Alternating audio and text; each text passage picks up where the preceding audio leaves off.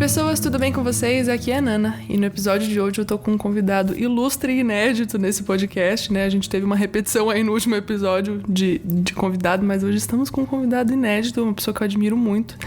Eu não vou ficar rasgando ceia daqui antes dele sequer se apresentar, mas então, antes de qualquer coisa, Léo, por favor, se apresente para os nossos ouvintes. Olá, Nana, olá pessoal, meu nome é Leonardo Aragão, né? Eu sou estudante de filosofia, não é exatamente filosofia, mas é uma longa história para explicar o que eu estudo, então vamos dizer que eu estudo filosofia na Universidade Federal do ABC. Eu sou formado em teologia pelo Invisible College, né? Pela tutoria avançada do Invisible College. Sou aí um pentecostal carismático estudando filosofia. É isso. Maravilhoso. Então hoje, como vocês podem ver pelo título desse episódio, nós vamos conversar um pouquinho sobre cosmovisão. Nós assim, né? O Leonardo vai falar e eu vou pegar um papel e uma caneta, coisa que eu recomendo a você aí, fazer como eu e anotar. Porque assim, não sei vocês, né? Mas em cosmovisão, pelo menos na vida cristã, é um termo que a gente ouve todo dia, o tempo todo. Só que, pelo menos eu, né? Não vou falar pelos outros aqui, mas por mim, eu nunca fui muito a fundo de estudar o que é. Eu basicamente fui no Google e... é isso que significa. Então tá bom, agora eu sei o que significa quando as pessoas estão falando sobre. Mas, então o Léo tá aqui, né? Aproveitando essa formação toda dele, todo esse cérebro maravilhoso. Olha aí, já estão esperando muito de mim, né? Abaixa essas expectativas aí. Enfim, então o Léo tá aqui pra contar pra gente um pouco sobre o que é cosmovisão, enfim, então, o que é cosmovisão, Léo? Como isso surgiu, como esse termo foi cunhado, enfim, conta pra gente. Bora lá. Nana, eu acho legal tu ter mencionado que o que a gente sabe sobre cosmovisão, porque eu acho que todo mundo começa mais ou menos por aí, né? Eu também comecei por aí. Então, uma vez eu ouvi em alguma pregação alguém citar cosmovisão, aí eu falei, o que é isso? Vamos pesquisar no Google. E aí você descobre, né, mais ou menos ali o que é cosmovisão e a ideia de enxergar o mundo através de lentes cristãs, Então, eu acho que isso faz parte da minha história também, sabe? De eu caçar para tentar entender o que significa isso, por que isso é importante para mim, por que todo cara que eu escuto pregar tá falando sobre cosmovisão, né? Especialmente no momento ali, eu cresci num contexto mais inclinado à reforma e a pessoas reformadas, então eu ouvi muito disso, né? Embora eu tenha mudado muitas coisas com o decorrer do tempo, isso continuou na minha cabeça e nunca foi muito claro também, sabe? E aí eu tive a oportunidade no ano passado, principalmente, de ler o livro do David Nagel e ele fala, e aí sim ele destrincha o que é esse conceito de cosmovisão, né? Então, se a gente olhar, primeiro a gente olha na história para entender um termo filosófico, né? E na história da filosofia a gente percebe que cosmovisão ele nasce em Kant, né? E quando ele nasce em Immanuel Kant, um dos principais filósofos da modernidade, a gente vai ver que nasce lá como ele chama de Weltanschauung, né? O que a gente traduz como cosmovisão, que é basicamente mundo e visão, junta as duas coisas numa palavra só, né? Ele faz um neologismo ali. E quando ele cria essa palavra, o que Kant tinha em mente ali era só a percepção do mundo pelos sentidos. Então, todas essas... A gente tem várias perspectivas hoje sobre o que poderia ser cosmovisão, várias definições, né? Melhor dizendo. E Kant não tinha esse campo tão amplo de visão na mente, né? Quando ele cria o termo. A visão dele era só a percepção do mundo pelos sentidos. Então começa, e aí a partir de Kant é que o termo ele começa a ser utilizado, né? Então, tipo, você olhar 2 anos depois de Kant escrever isso pela primeira vez, já tem aluno dele escrevendo e citando e usando e dando um significado, sabe? Então é tipo algo que foi muito pequenininho dentro da obra dele, porque a obra não tinha essa ênfase, mas ele usa e aquilo se expande, né? Muito rápido. Então você vê... vai ter uma série de outros pensadores pelos quais esse termo vai passar, né? Então a gente poderia falar, por exemplo, de Hegel. Hegel, ele vai pegar o termo cosmovisão e ele vai dizer o quê? Cosmovisão é resultado do espírito absoluto, né? Desse espírito da época. Então a cosmovisão, a visão de mundo que a gente tem, é só essa questão de como a sociedade enxerga, a sociedade imputa essas visões sobre nós, essa ideia do mundo sobre nós. A gente poderia falar também de Kierkegaard, né? E aí Kierkegaard, primeiro o filósofo cristão, existencialista, né? E aí ele traz essa visão muito mais experimental, sabe? Algo muito mais de mão na massa mesmo, sabe? Muito mais de experiência de vida. E aí O Kierkegaard, ele vai até mudar o nome, assim, né? Ele vai, claro, na língua dele, lá, se eu não me engano, é lives, né? É alguma coisa assim, não? Mas ele usa um termo específico na língua dele para falar algo que está mais relacionado com a visão de vida, né? Não só uma visão de mundo como uma entidade abstrata, mas uma visão de vida, de como a vida é, de como a gente responde às questões da vida. Tem algo muito mais experimental, sabe? Enfim, a gente poderia falar de Nietzsche, de Husserl, dos pós-modernos, de Wittgenstein. A gente poderia falar de um monte de gente, porque é um termo que nasce na filosofia, cresce na filosofia e se expande com horizontes infinitos. E aí, ok, chega nesse ponto, e aí? Acabou a história?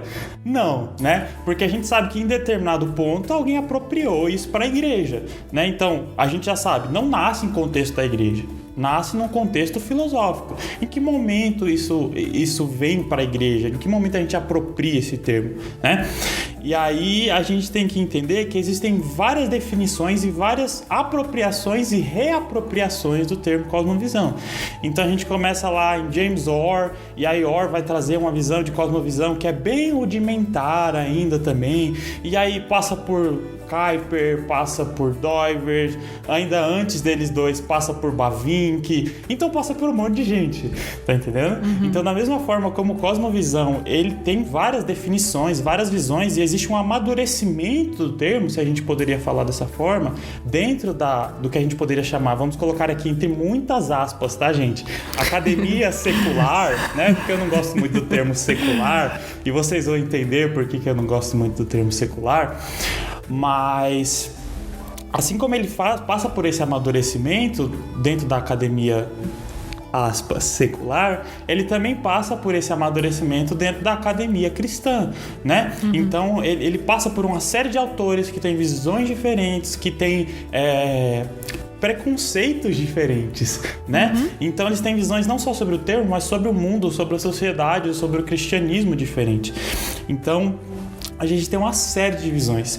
Para mim, Nana, a melhor definição que a gente tem hoje de cosmovisão é a definição do James Sire, né? Eu acho que a gente tem uma série de definições hoje, a galera gosta muito de usar o Schaeffer, e eu também gosto muito do Schaeffer, mas na minha opinião hoje a melhor definição que a gente tem é do Sire. E se você me permite aqui, eu queria fazer uma citação direta, por favor, do pelo Sire, amor de Deus, porque tudo que a gente quer.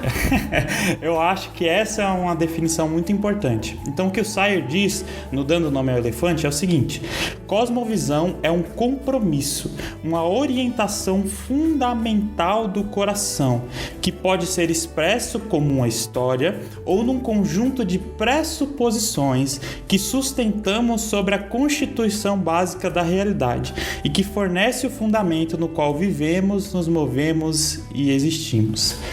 Eu acho essa definição não só muito completa, como muito bonita, né? O Sire, ele é bem poético, assim, em trazer essa questão. Ele tem muita associação com a ideia também de drama divino e tal, enfim. É uma definição complexa, né? Mas pra gente trazer um pouco mais pro chão, pra dizer o que o Sire tá de fato dizendo quando ele define cosmovisão assim. E eu acredito que o Sire está primeiramente aqui muito influenciado por Doivert. Porque o Sire está dizendo o quê? A cosmovisão, ela não é simplesmente uma ideia da mente, não é simplesmente uma série de pensamentos. Cosmovisão é um compromisso do coração. E aí quando a gente volta lá para a obra de Doivert vai dizer o quê? Ele vai fazer uma separação entre teologia e religião. Ele vai dizer o que faz o nosso coração, o que está no centro do nosso coração, o que motiva as coisas que a gente vive, a maneira como a gente vê, a maneira como a gente age, né? Com relação às pessoas, com relação a nós mesmos. Isso é a religião. E aí Doivert vai falar de novo nascimento, da diferença entre aqueles que nascem de novo e aqueles que não nascem de novo. Então, ele está falando aqui de um compromisso do coração, que é o quê? Suprarracional, né? Tá além da razão. Não é simplesmente porque, não, eu sentei, estudei e aprendi, então agora eu sou nascido de novo. Não. Nascer de novo é algo além, e é isso que Doivert enxerga, e é isso que ele aponta, sabe? De entender assim, a cosmovisão, ela é algo separado, assim, né? Na visão de Dorbert. Então ele vai dizer, religião é esse novo nascimento, são os compromissos fundamentais do meu coração, e a cosmovisão está em outro sentido, né? São as ideias que a gente tem e tal. E aqui o Sayer parece juntar as duas coisas, de dizer, não, peraí, ó, cosmovisão é sim, está relacionada à religião e ao coração e esses compromissos, mas ela é primeiro esse compromisso do coração, e é o compromisso do coração não com qualquer coisa, mas com a história da redenção, sabe?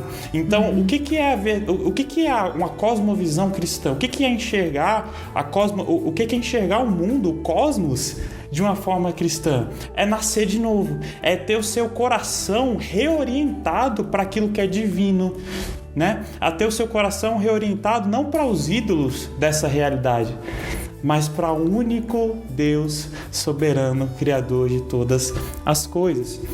Então é por isso que ele vai dizer aqui, pode ser expresso como uma história ou num conjunto de pressuposições. Então, ó, tá vendo? As ideias que a gente tem não são em si a nossa cosmovisão, né? As ideias que a gente tem, as pressuposições que a gente tem e que a gente alimenta, são na verdade uma demonstração desse compromisso do nosso coração. Então, passando por tudo aquilo que a gente tem na filosofia, passando por uma série de tentativas de avanços na redenção do termo, né? O que é, na minha visão, na visão do Sayer e na visão de quem adota o que o Sayer diz, né? Cosmovisão é um compromisso do coração. Muito mais do que uma série de ideias, muito mais do que uma caixinha fechada que você pensa assim e acabou. Cosmovisão tem a ver com um novo nascimento. Cosmovisão cristã tem a ver com o novo nascimento. Isso é muito bonito, né? Porque quando eu ouvi sobre cosmovisão, quando eu fui curiosa atrás porque eu tinha ouvido alguma pregação, era muito um negócio puramente racional, assim, né? Nossa, é a forma como você vê, e visão nem sempre às vezes tem muito a ver com o coração. É tipo, é razão e tá... Não! Só que não, né? Quando você parou pra pensar, não, realmente, a visão que eu tenho de mundo tem muito a ver com o compromisso do meu coração com o mundo, vamos assim dizer, né? Então, faz muito sentido. Gostei demais. Já gostei, Sayer já tem meu coração, enfim. É muito legal, né? Essa visão dele é bem diferente, Ele é muito poético, como você disse, e gostamos de poesia nesse podcast. Exatamente. Mas qual que é a utilidade, enfim, então, da cosmovisão para a igreja, já que a igreja até, né, tomou esse termo para si? Essa é uma ótima pergunta, Nana. Até porque, ok, o termo existia lá e aí as pessoas usaram, mas por quê? Né? O que resolve? Para que serve? Por que eu vou fazer todo esse trabalho de olhar no termo e dizer, ó, isso aqui não condiz com a fé cristã, isso aqui condiz com a fé cristã, por que eu vou fazer esse trabalho? Né? E eu acho que a gente poderia citar aqui uma série de utilidades. Né? Uma série, tem 1 milhão de coisas aí para falar sobre isso. Mas eu queria me apegar a uma coisa, Nana, que eu acho que é algo muito relevante para a igreja dos dias de hoje e algo que pesa muito, sabe? Pesa muito não só, e aí voltando até um pouquinho de Kierkegaard, não só no jeito que a gente pensa, mas no jeito que a gente vive. E eu acho que um dos grandes males da igreja hoje é o dualismo, né?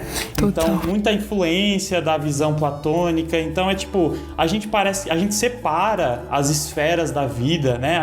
Cada aspecto da vida é totalmente desconexo, assim. Então, não sei se você já teve essa experiência, mas, por exemplo, você acorda de manhã, aí você faz seu devocional, você ora, você lê a Bíblia, você canta um louvor, você às vezes até faz um jejum, enfim, você faz aquele devocional e naquele momento você sente que você tá cheio da presença de Deus, né?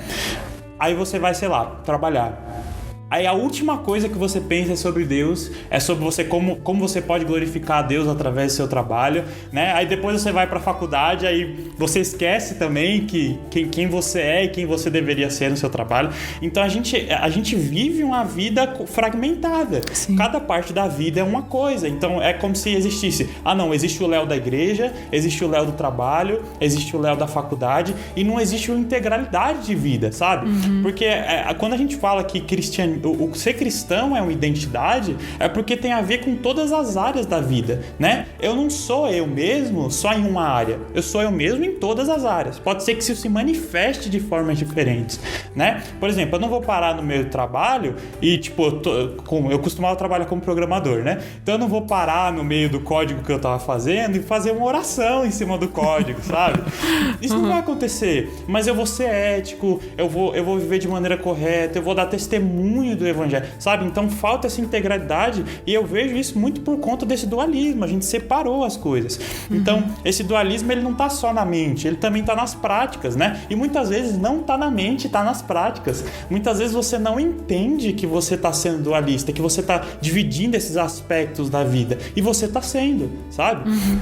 Então, assim, a gente pode ver isso muito dentro da igreja, porque, por exemplo, existe todo um cuidado com a vida espiritual, né? Todo um cuidado de, irmão, você tem que fazer o seu devocional, você tem que orar, você tem que ler a Bíblia. Isso tá errado? Muito pelo contrário, gente, isso é essencial. Mas por que não existe, por exemplo, o mesmo incentivo ao cuidado com o corpo? Por que a gente fala tanto de orar, de ler a Bíblia, mas a gente não fala nada sobre quem não cuida do próprio corpo, né? E aqui, gente, pelo amor de Deus, a gente não tá falando de peso, pelo amor de Deus, que existe esse preconceito absurdo. A galera acha que eu falei, a gente fala de cuidado com o corpo, é falar de peso. Gente, pelo amor de Deus, tira esse preconceito da tua cabeça. A gente não tá falando de corpo, de peso, a gente tá falando de cuidado, de saúde, né? Assim como você pode ter um corpo mais gordinho, ser saudável, você pode ter um corpo mais magrinho e não ser saudável, né? Então, ênfase aqui no cuidado com o corpo, independente de como é o seu corpo. Se cuide, sabe? Então, esse tipo de coisa faz parte do cristianismo. Se a gente entende o nosso corpo como templo, por que a gente não cuida do templo, né? A gente olha para o Antigo Testamento e a gente vê, por exemplo, tem a passagem lá de quando estavam levando a Arca da Aliança, né? Uzias, se eu não me engano, que levava a Arca da Aliança, né? E ele toca na Arca da Aliança e ele é fulminado porque ele tocou na Arca da Aliança. Mas espera aí, se a gente tinha um cuidado tão sério, né? Se o povo de Deus tinha um cuidado tão sério com aquilo que pertencia a Deus no Antigo Testamento, por que a gente perdeu esse cuidado? Por que a gente não cuida do nosso corpo, sabe? A gente vê isso também muito forte na nossa relação com a cultura. Total. Né? Então você separa. Aí que eu falei, por que eu não gosto do termo secular? Porque a gente fica dividindo, não, isso aqui é secular, isso aqui é cristão. Cara, toda beleza é beleza para a glória de Deus. Toda arte pode ser, não vou dizer pode ser arte para a glória de Deus. Então a gente perde muito disso quando a gente vai fragmentando a vida. Então a gente tem que entender aqui que toda a vida é corandeu. Fica a referência aí, quem pegou, pegou. Toda vida é diante de Deus. Sim. Não existe um aspecto da minha vida. Quando eu estou trabalhando, eu não estou trabalhando diante de Deus? Não, você está trabalhando diante de Deus. E Deus espera de você virtudes, honestidade, integridade de caráter, sabe? Então, por exemplo, você está no seu trabalho, seu chefe te pede, falsifica um relatório. Opa, peraí, não é bem por aí. Tá entendendo? Então a gente fragmentou a vida. E aí tem muito a ver também, não só com as ideias de Platão, mas com as ideias do iluminismo. Então, por exemplo, você pega a questão de, o iluminismo, ele colocou a religião como se ela fosse uma parte da sua vida. E aí a galera pega, não, por exemplo, você não, como cristão, não pode falar, porque isso aqui é um estado laico. Opa, peraí. Primeiro que estado laico não é estado laicista, né? Não é um estado ateu. Então cada um tem sua fé. E aqui, seguindo os passos de Kuyper, eu defendo um pluralismo religioso em que cada um pode ter sua fé, defender sua fé. Agora, a questão que a gente tem que entender é que ninguém é isento religiosamente. Né? Não existe uma pessoa que não tem algum pressuposto do compromisso do seu coração, da sua cosmovisão. Sabe? Então não é uma parada também de você pegar, não, vamos usar a Bíblia para falar, para defender se a Constituição tá certa ou errada. Mas é uma parada de entender como que eu luto, por exemplo, por direitos humanos. Existe enfim, eu não vou entrar nesse assunto porque é delicado. Mas a gente poderia falar horas aqui sobre direitos humanos e entender como os nossos valores, as virtudes cristãs se relacionam com isso, sabe? Então, esse tipo de posicionamento público, isso é teologia pública. Não é você pegar a Bíblia e ler a Bíblia no fórum, né? Mas é você pressupor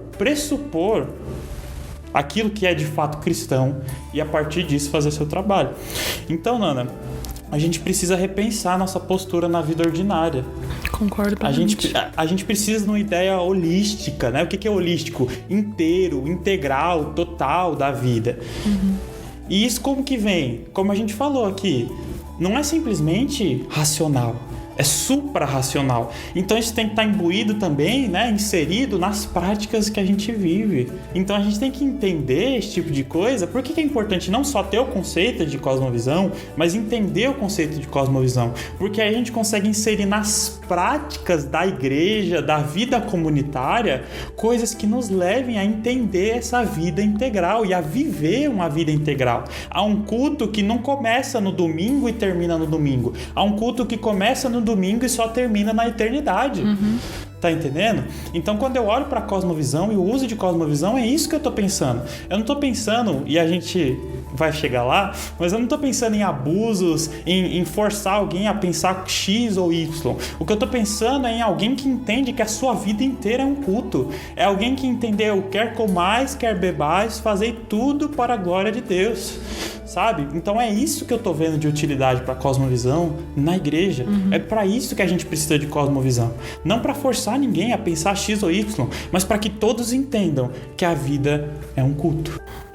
Quando eu li o Fim para o Qual Deus Criou o Mundo, do Edwards, assim, eu já tinha muito dessa visão de não tem uma pluralidade, mas quando você lê um livro que ele explica do porquê do dia 1 ao último dia do mundo, nós somos criados para um único motivo, que é para glorificar a Deus, tipo, parece que a cabeça da gente, um pouquinho que ainda sobrava ali de dualidade, tipo, vai pro espaço e acabou. Tudo que você fizer tem que ser pra glória de Deus, porque você foi criado pra isso, pra nada além disso, no fim das contas.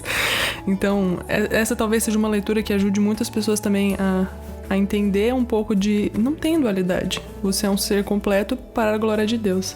E já que você falou um pouquinho de abuso do termo, né? Eu já ouvi algumas coisas falando assim, que se a cosmovisão falava, moço... Então, acho que não muito, né? Enfim, então, o que não é cosmovisão e as coisas que, enfim, a gente vê sendo abusada de um termo que, na verdade, tá equivocado. Assim, Ana, como eu disse aqui, eu acredito que cosmovisão não é uma caixinha. E eu acho que a gente pode começar bem por aí, sabe? Então, cosmovisão não é para definir um ponto final. E aí o Sayer, ele articula isso muito bem. A cosmovisão é aquilo que responde às suas questões últimas. Então, o que são as questões últimas? Para onde eu vou depois que eu morro? Né? Qual que é o propósito da minha vida? Qual que é o propósito do mundo? Clássicas perguntas filosóficas. Né? Exatamente. Então, a cosmovisão, pelo menos na minha visão, e eu acredito que Sayer concordaria aqui comigo, é para definir essas questões últimas, para responder essas questões últimas. Não é simplesmente para dar um ponto final em tudo que a gente deve pensar. Pelo contrário, é para ser um ponto de partida, sabe? Então, não é um compromisso, por exemplo, com ideologia secular. E aí a gente poderia falar, por exemplo, de vezes em que o termo foi usado para propagar ideias de supremacismo branco. E eu já li essa crítica e a gente tem que reconhecer a validade dessa crítica, sabe? Porque não é só de supremacismo branco. Quantas vezes na história a teologia e a filosofia produzida pela igreja foram utilizadas para justificar os maiores absurdos, né? Então, a gente pode passar pelo racismo, a gente pode passar pela escravidão, a gente pode passar pela matança de, aspas, bruxas, né? A gente pode passar por uma série de coisas aqui, mas o ponto todo é reconhecer, sim, a igreja usou coisas que eram boas para produzir abusos e continua fazendo, né? Continua fazendo, não dá pra gente negar a validade disso. Agora, eu não acho que a questão seja, eu não acho que a gente pode pegar e jogar o termo fora por conta disso. Sim. Entende? Aí aqui entra também a gente redimir o que a igreja fez de mal com o termo. Então, de fato, muitas vezes a cosmovisão foi uma caixinha para oprimir pessoas com pensamentos específicos. A gente poderia falar também aqui da política, né? O pessoal fala muito dessa questão política. Ah, não, porque cosmovisão cristã é isso da direita e papapá. E, gente, não dá para negar a validade dessa crítica, porque líderes usaram a ideia de cosmovisão para dizer ou você pensa com um pensamento de direita ou você não é crente. A gente não pode negar a validade dessa crítica, sabe?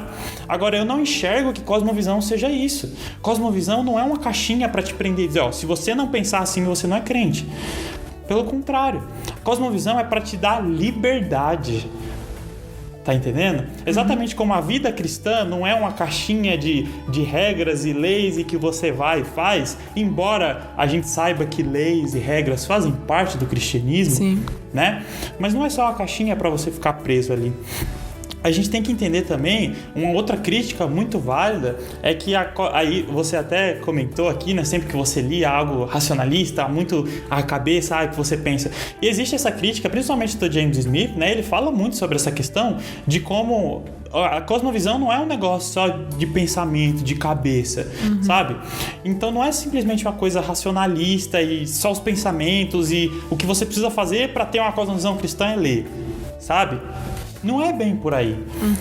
Então, assim, é uma crítica válida, mas eu acredito que essa definição do Sayer resolve isso muito bem. Porque não é simplesmente uma coisa que você pensou. Está relacionado ao seu novo nascimento, à transformação do coração, à mudança, né? Então, eu acredito que uma cosmovisão cristã, ela nasce em liberdade e permite liberdade para aqueles que a têm. Né? Não é sobre chegar necessariamente às mesmas conclusões em todas as áreas e todos os aspectos da vida. É mais sobre ousar pensar a partir do fundamento de Cristo crucificado. E tem a citação do Doiver muito bonita, não vou lembrar agora exatamente o que ele diz, mas o que ele diz é nesse sentido, assim, nós ousamos usar a cruz de Cristo como a fundação da nossa epistemologia. Olha isso, olha que coisa linda. Bonito pra caramba. Doiver está dizendo, nós ousamos que através e a partir da cruz de Cristo é que nós iremos pensar como nós conhecemos as pessoas, o mundo, a realidade. Tá entendendo? É isso, pra mim cosmovisão é sobre isso. Tá entendendo? Então, sim, quando eu vejo, não é sobre chegar a todo mundo às mesmas conclusões, a caixinha ali fechada e todo mundo tem que pensar igual. É sobre a liberdade de entender que o Cristo que me faz nascer de novo é o Cristo que me liberta para não idolatrar nada nesse mundo e nessa vida, mas adorá-lo, sabe? E aí isso transforma o pensamento. Não tem como não transformar o pensamento. Exatamente. Ai, achei lindo isso, pelo amor de Deus. E como que a gente aplica, então, né? Já que, pra concluir, assim, já que a gente passou por 300 milhões de filósofos aqui, como que a gente aplica, né? O que a gente aprende, vamos assim dizer, o que a razão transmite pro nosso coração, mas como que a gente aplica isso, né? Sim, essa é uma ótima pergunta também, Nana, porque eu acho que é o essencial, né? Porque não basta... Eu acho que o filósofo, às vezes, ele se perde muito, né? Conceitos e abstração e isso e aquilo, e a gente gosta muito disso, tá, Nana? Eu não posso negar. Eu amo a abstração, tá? Eu amo essas viajadas. Eu te trouxe aqui porque eu também gosto, né? Então, assim, não dá pra negar que a gente ama isso. Mas o que as pessoas estão esperando? Tá, muito bonito. E eu faço o que com isso? Né? Exato. Claro, além da utilidade que eu já falei, a gente precisa entender como que isso se dá na prática. Então, assim... eu acredito que a gente poderia falar de 3 áreas aqui. E eu acredito que... eu queria falar sobre um cara relacionado a uma área, mas eu acredito que ele está relacionado a todas. Porque eu queria falar sobre o Alvin Plantinga, porque o Plantinga, ele escreve um artigo, se eu não me engano o nome do artigo é Conselho a Filósofos Cristãos. Se eu não me engano. Inclusive, eu recomendo que todo mundo que faz parte da academia, que está aí na universidade, leia esse artigo, porque ele é sensacional, né? Não é só para filósofos, é para todo mundo que faz trabalho acadêmico cristão. Então, o que o Plantinga vai dizer ali naquele artigo? Ele vai dizer algo muito alinhado com o que eu disse aqui antes, de você ousar pensar com pressupostos cristãos, né? Então, o Plantinga, ele vai dizer, olha...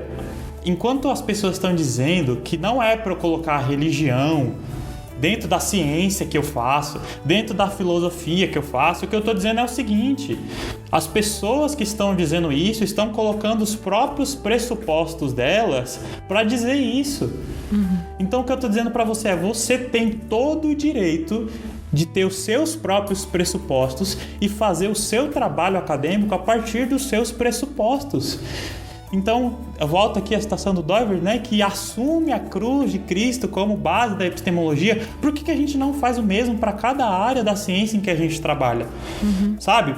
Por que muitas vezes o acadêmico cristão, e aí faz parte da academia isso, ele é forçado a simplesmente tirar Jesus dali. É tipo, não, aqui eu estou escrevendo um artigo acadêmico, Jesus não está aqui, eu não posso pensar sobre Jesus, né? E aí o Plantinga, ele vai dizer uma coisa muito interessante, porque ele vai dizer o quê? Ele vai dizer, o cristão, ele tem uma liberdade que a sua contraparte secular, né, ou não cristã, não tem, que é o quê?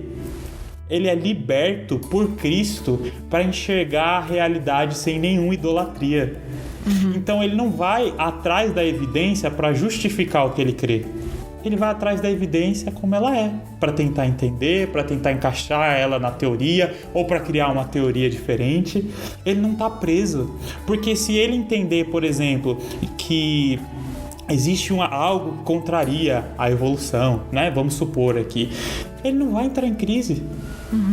Porque a evolução para ele não é a base da fé dele. Ele não vai entrar em crise, por exemplo, se algo contrariar a mecânica newtoniana ou a mecânica einsteiniana, né, mais relacionada à teoria quântica. Tipo, ele não vai entrar em crise, porque ele está liberto por Cristo. Ele é livre por Cristo para entender as evidências, para enxergar as evidências e não ficar com medo delas de qualquer forma, sabe? Então, como que a gente pode fazer ciência, né? Primeiro, a partir da ideia de Plantinga, a partir da ideia de cosmovisão, ousando, chega de dizer, não, porque aqui, quando eu sou acadêmico, Jesus não entra. E claro que assim, gente, a gente precisa entender que em áreas diferentes isso vai parecer diferente, né? Por exemplo, você não vai simplesmente ver um físico falando no meio do negócio, não, isso aqui, esse fenômeno é explicado por Jesus, sabe? Mas você vai ver, por exemplo, um sociólogo, como é o caso do Royal Kuiper, que escreve Capital Moral, e aí ele vai dizer, gente, qual que é o problema da nossa sociedade? É a falta de amor sacrificial. E ele não precisou falar de Jesus para isso. Ele não precisou meter um texto bíblico, mas ele está pensando a partir de um ponto de vista cristão. Tá entendendo? Ele está dizendo, gente, por que a nossa sociedade está do jeito que está? Porque as pessoas não se doam em amor umas para as outras. E é isso que falta. Então como que a gente faz ciência a partir disso? Ousando, pressupondo Cristo, suas virtudes, tá entendendo? Os seus valores. Como a gente faz, por exemplo, política, né? Aí, olha só, assunto delicado, né? Polêmicas. Mas aqui, gente, como eu falei, a gente tem liberdade, né? Eu gosto muito do que a gente tem, por exemplo, o pluralismo religioso de Kuiper, como eu já disse, né? E a soberania das esferas. A gente poderia também falar aqui da ideia do David Koyzis, do livro Visões e Ilusões Políticas, e eu acho aquele livro brilhante. Gente, pelo amor de Deus, eu imploro para vocês, leiam esse livro, porque eu acho que ele é essencial para a gente entender. Eu posso aprender com todas as ideologias e não fechar com nenhuma. Porque todas, de alguma forma, contrariam a Bíblia. Porque todas, de alguma forma, contrariam o meu Cristo. Tá entendendo? Então, assim, eu acho brilhante o que o Koyzis traz de entender. Gente, eu aprendo com socialismo, eu aprendo com liberalismo, eu aprendo com conservadorismo, eu aprendo com nacionalismo, mas eu digo, todos vocês estão errados. Todos vocês têm problemas. Todos vocês estão apresentando uma redenção que não é a redenção que existe em Cristo. Então eu não fecho com vocês, ainda que eu aprenda com vocês, sabe? Então eu acho que é isso que a gente pode usar da cosmovisão aplicada à política. Você aprende com todas as ideologias, mas você não precisa fechar com nenhuma, porque, de novo, como o Plantinga disse, eu sou livre. Cristo me libertou epistemicamente em relação ao conhecimento. Eu sou livre por Cristo. E aí a gente poderia chegar, finalmente, aqui na última área que eu queria falar, a gente poderia chegar na arte, né? A gente já falou de arte aqui. Então, gente, vamos acabar com esse negócio de que arte é só leão, pelo amor de Deus. Sabe? Ai, meu Deus. Ninguém aguenta mais a pintura de leão, pelo amor de Deus, gente. Nem Jesus, que é o próprio leão, aguenta mais. Então, assim, não tem problema. Você quer pintar leão? Você gosta de pintar leão? Amém, irmão. Pinte seus leões. Agora, vamos libertar os artistas, sabe? E aí, aqui, Huckmacher, Schaeffer, vamos libertar os artistas. Irmão, faz arte como você quiser, né? Agora, arte que reflitam os nossos valores, não necessariamente que use símbolos da fé, mas que reflitam os nossos valores. Arte para a glória de Deus. Vamos fazer arte para a glória de Deus, gente. Vamos dançar para a glória de Deus. Vamos pintar quadro para a glória de Deus, fazer poesia para a glória de Deus, escrever literatura para a glória de Deus, quase que não sai. Vamos fazer arte para a glória de Deus, porque Deus é digno de ser glorificado de todas as formas possíveis e imagináveis. Vamos libertar o artista, gente. Aplica a cosmovisão cristã na arte como? É fazendo arte de leão? Não. É dando liberdade pro artista fazer o que ele quiser e através disso glorificar a Deus. Sabe? Então eu acho, Nana, que cosmovisão aplicada tem muito a ver com essa liberdade que o Plantinga fala. A liberdade de ousar a partir de Cristo. A liberdade de ousar sabendo que os meus compromissos são com Cristo. Ponto. E acabou. Maravilhoso. Gente, que episódio. Eu tô muito feliz, Léo. Muito obrigada. Eu que agradeço. Vamos aproveitar que você citou o livro do Coisas aqui no fim. E, por favor, arremata aí umas indicações de coisas que você pode indicar pra galera ler. Porque é importante as pessoas lerem, gente. Amo indicar livros, por favor. É isso aí. Faça umas indicações aí pra gente. Pra eu já aumentar meu carrinho da Amazon ali. Gente, meu carrinho da Amazon, eu nem quero olhar, porque se eu for olhar a quantidade de dinheiro que tem ali, eu vou chorar. Mas, minhas recomendações. Primeiro, falando sobre o assunto específico, né? Você que não conhece nada de cosmovisão cristã. Léo, a única coisa que eu conheço é porque eu li um artigo na internet que falava de cosmovisão. A minha recomendação é a Introdução à Cosmovisão Cristã, do Craig Bartholomew e do Michael Gorin. Lembrei, meu Deus, quase que eu esqueci o nome do rapaz. Do Michael Gorin, né? Essa é a minha recomendação para quem está iniciando no assunto, para quem tem pouco conhecimento. Eu acho que essa é a porta de entrada essencial, assim. Ele vai falar vai pincelar mais ou menos tudo que eu falei, vai dar uma boa definição de cosmovisão cristã. É show de bola. Para quem já tem um pouco mais de conhecimento, né? Para quem, Léo, eu já li esse livro, por exemplo, eu li outro livro, eu li um livro do Francis Schaeffer, Quais são as minhas recomendações? Eu tenho 2 recomendações. A primeira é o Cosmovisão, a história de um conceito do David Nagel, né? Que é o que eu citei aqui no começo, que eu li ano passado. Esse livro é o fino do trabalho acadêmico, porque ele foi publicado como uma tese de doutorado, foi a tese de doutorado do Nagel, e aí ele publicou essa tese como livro. Então, assim, ele faz um excelente trabalho com fontes, de passar por toda a história, né, do conceito de cosmovisão. Ele vai entrar em muito mais detalhes aqui que nem daria tempo de eu entrar, né? Então, assim, se você quer estudar cosmovisão, para mim, essa é a grande obra que a gente tem para estudar cosmovisão, pelo menos em língua portuguesa, né? E aí a minha segunda recomendação é aqui da definição excelente que eu dei do James Sire, que é o dando nome ao elefante. O James Sire tem também o universo ao lado, mas eu gosto mais do dando nome ao elefante, porque no dando nome ao elefante ele vem com essa visão menos racionalista, né? Ele traz mais essa questão, compromisso do coração e tal. Então eu acho que essa é uma excelente recomendação, né? Do James Sire. E eu queria fazer mais uma recomendação aqui com relação à cosmovisão, mas que é bem diferente, que é o Pensando em Línguas do James Smith. Por que eu recomendo esse livro? Né? Além Se você não indicasse o Smith aqui, eu ia acabar com essa gravação agora.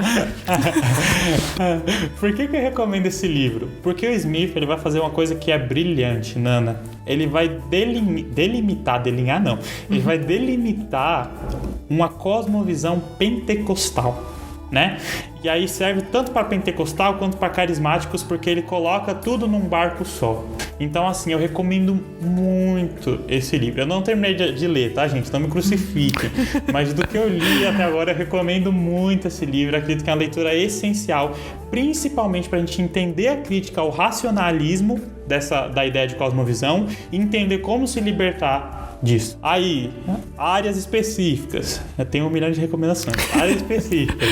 Ciência. Eu recomendo muito o livro do Alistair McGrath, que saiu recentemente pela Thomas Nelson, que é o Ciência e Fé, Fundamentos para um Diálogo. Gente, esse livro dá trabalho para ler, tá? Mas ele é muito bom. Ele vai passar por tudo que você precisa para realmente entender os fundamentos do diálogo, fé e ciência. É muito importante, se você gosta dessa área, é muito importante que você leia esse livro. Sobre política, fica aqui a minha reafirmação do livro Visões e Ilusões Políticas, do David Koyzis, né? Tem também, eu gosto muito do Capital Moral, do Hal Kuyper, que eu citei aqui também, esse livro. Gente, esse livro é uma coisa linda, linda. O conceito de sociedade que ele articula ali é sensacional. Tá mais relacionado com sociologia do que política, mas as duas coisas estão ligadas ali, né? Não dá para separar muito uma coisa da outra. E aí, sobre arte, né? Eu recomendo 2 livros. Eu recomendo A Arte Não Precisa de Justificativa, do Huckmacher. Acho que todo mundo que já foi pesquisar um pouquinho sobre arte e fé já viu esse livro, né?